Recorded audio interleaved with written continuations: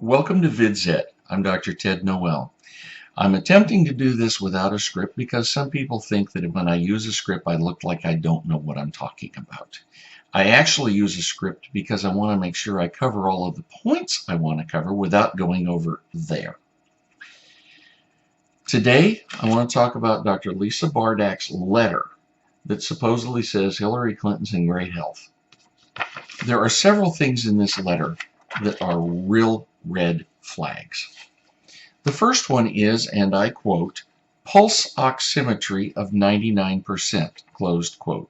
Now, as an anesthesiologist, I have used pulse oximetry on virtually every patient I've cared for since pulse oximetry entered clinical practice in 1986. I do believe that makes me somewhat of a subject matter expert. Now, pulse oximetry uses lights through the fingertip to measure how much oxygen is in your blood.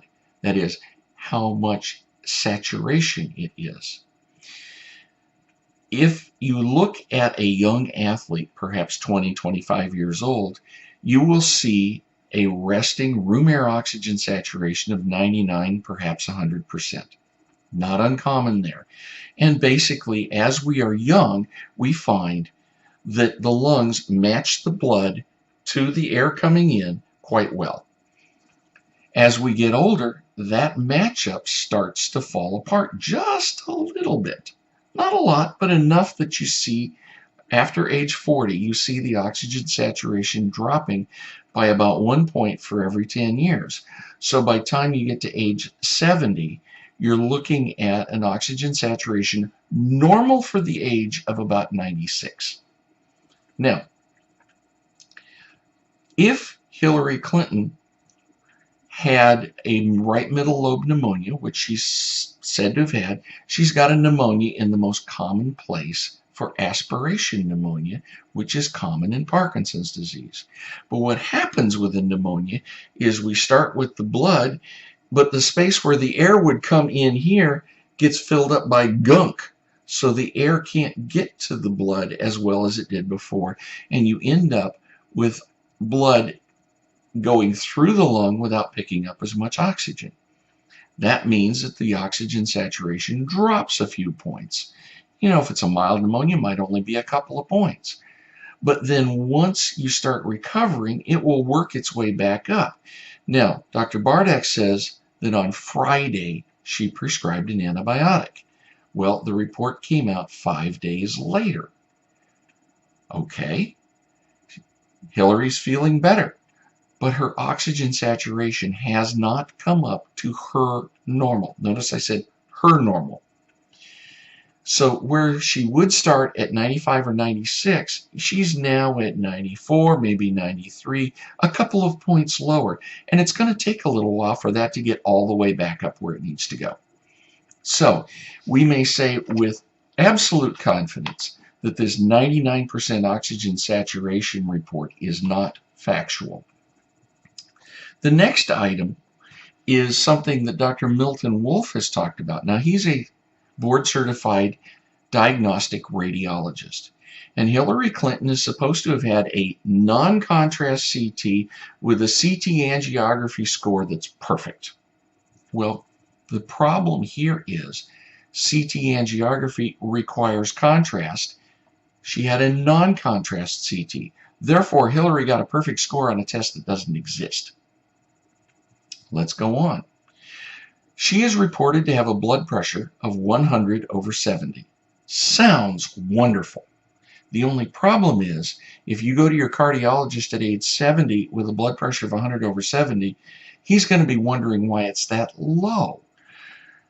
The cardiologists have learned that by age 70, you want a blood pressure that's probably 125 to 130, and they don't get excited if it's a little bit higher than that.